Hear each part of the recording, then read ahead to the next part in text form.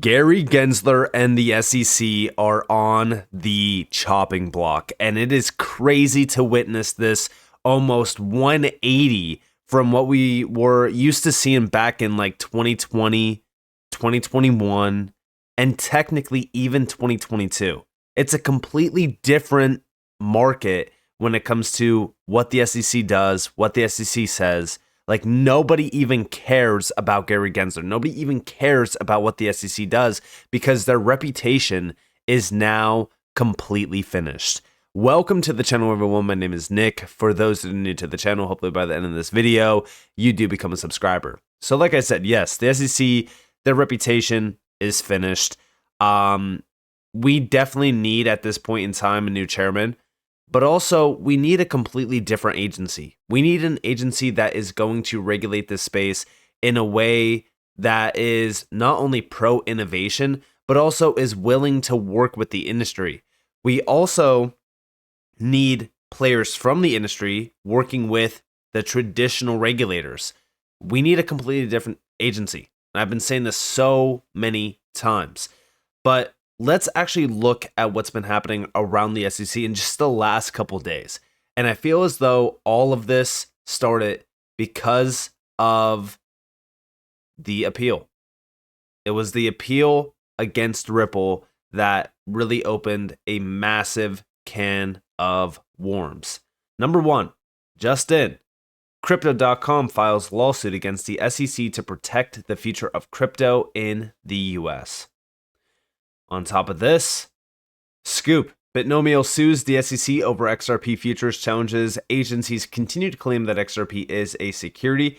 Crypto derivatives exchange Binomial is suing the SEC Gov over the agency's claim that it has authority over its planned XRP futures contract. If we actually scroll down, we can see that Binomial says it's filed for an XRP futures contract with its primary regulator, the CFTC, interesting, in August, which resulted in the SEC Gov threatening that the exchange would be in violation of federal securities laws, as the agency considers XRP futures to be security futures.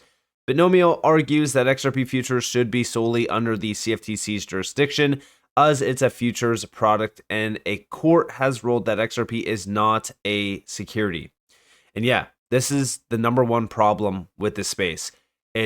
We have the SEC, and then we also have the CFTC, and they are going back and forth on things, and they are complete opposite when it comes to the views of this space. It's almost as if, oh yeah, that's right. There's zero transparency and there's zero clarity around the rules with crypto. But this is a big one because this is specifically centered on XRP and the security aspect of XRP. But also, the SEC themselves are now suing CumberlandDRW for unregistered securities trading. This is one of the world's leading liquidity providers that offers trading and investment services. The SEC right now is on a warpath that I think is leading them into destruction of themselves. I think that the SEC is just, they're going rogue. It's an agency that is going rogue, and almost all of this is just pressure building up on the SEC.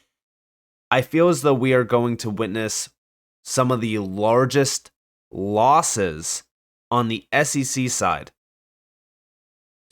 If we actually look over here, we have, look, at this point, by the way, this is Justin Slaughter, Regulatory Affairs at Paradigm, previously Senior Advisor at the SEC Gov, and Chief Policy Advisor at the CFTC.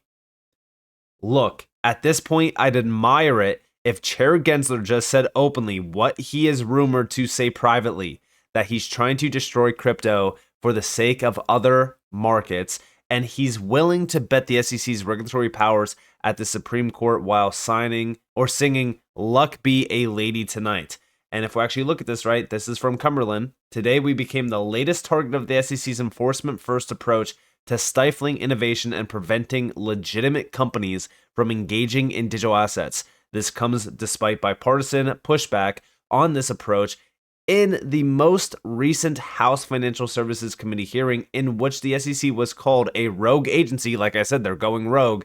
cited for its failure to work with Congress and taken to task for abusing its power. At issue, in our case, is the SEC's view that some of our transactions involving certain crypto assets or securities transactions. We have engaged in 5 years of good faith discussions with the SEC on this point.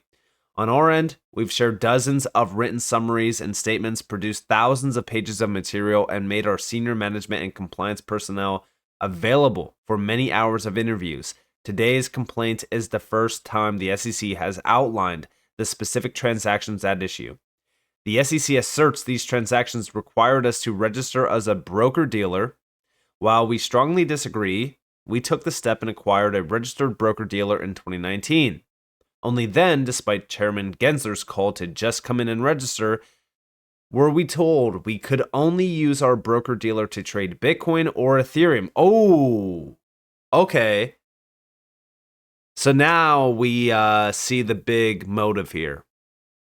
So if it's not Bitcoin or Ethereum, it's a security, right?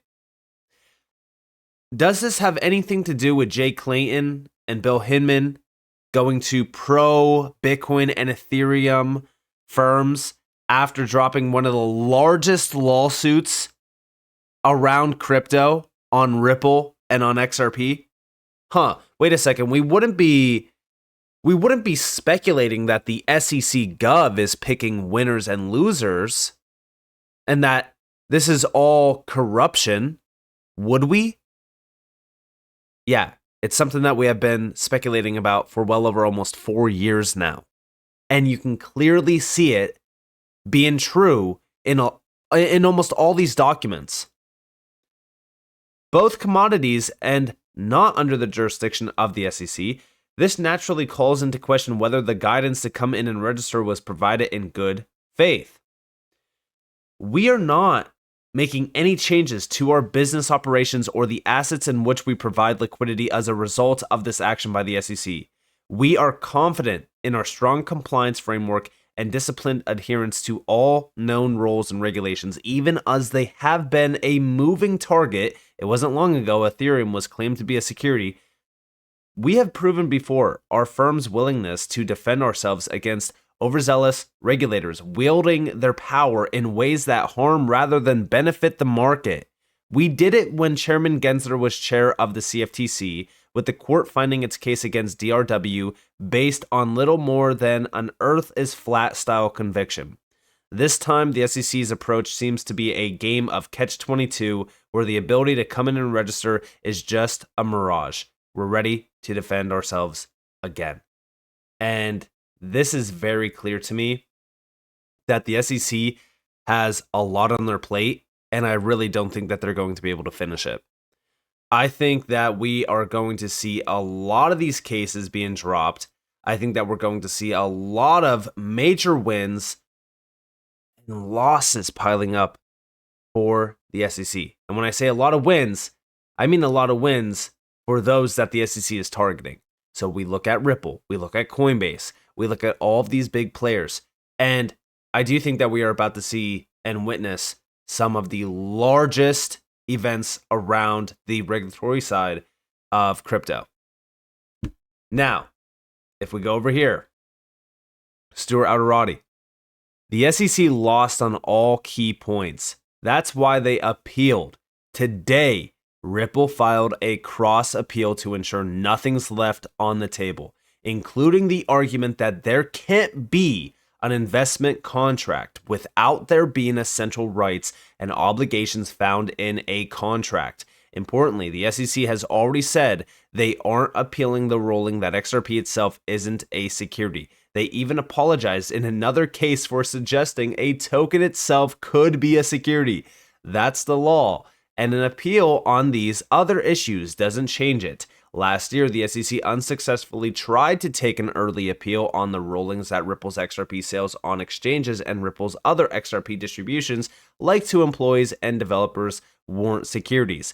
They'll likely go after these again, and they will lose on both again. We look forward to the Federal Court of Appeals finally putting a stake in the heart of Gensler's misguided attack on our industry. Some very big big discussions happening here when it comes to the CLO of Ripple. I feel as though we are starting to witness a change in not only the emotion side of things, but also in the facts. I think that we are now witnessing the fact that the SEC has failed. Not only has the SEC failed, but their reputation is done. It's finished. This is not an agency that is willing to work with these companies. It's not an agency that is trying to protect you and me. It is an agency that is trying to choke this industry as much as they possibly can and trying to kill it. And these companies like Ripple or Cumberland or major players like even crypto.com are now starting to fight back. And when this space really comes together like this, I'm telling you right now, the SEC is not going to be able to win.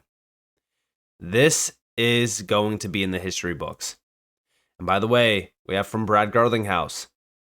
Here we have a big discussion happening. As I said earlier this month, if Gensler and the SEC cared about the rule of law, they would accept their loss and move on. But they are not interested in faithfully applying the law or in providing clarity to industry players in the US. Under Chair Gensler, the agency is only interested in creating havoc. US innovation and technology be damned. With our cross appeal today, we're looking forward to sealing the SEC's fate and finally putting an end to the SEC's regulation by enforcement agenda. This is a massive statement by Brad Garlinghouse, by the way. Ripple was the industry leader in the first go-round in court, and we look forward to leading the way in this round as well. Guys, I'm telling you right now, the SEC is about to get the nail in the coffin. Between all of these cases piling up, we also have the SEC themselves. This is a commissioner, Mark Ueda. By the way, this is an individual that has been at the SEC for over 18 years. And also Brad Garlinghouse saying the calls are coming from inside the house. Commissioner Ueda calls the SEC's approach to crypto a disaster. And right on cue, the agency sues Cumberland for operating as an unregistered securities dealer. The circus needs to end. Check this out. Well, it's great to be here. What is the SEC doing regarding crypto? Well, I think our policies and our approach for the last several years have been just really a disaster for the whole industry. We have been setting this policy through enforcement. We've done nothing to provide guidance on it. And as a result, this is being shaped by the courts. And different courts have ruled different ways.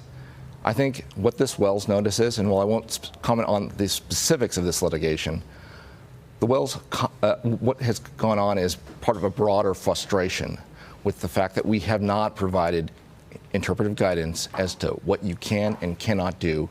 And if you are involved in some sort of securities offering, how you register, how you get regulated as a broker-dealer, how you get registered as an exchange. Well, it's great to be here. What? So again, this is the SEC themselves, a commissioner at the SEC saying that their approach has been a disaster for the whole industry. And yeah, guys, this has been going on for years now.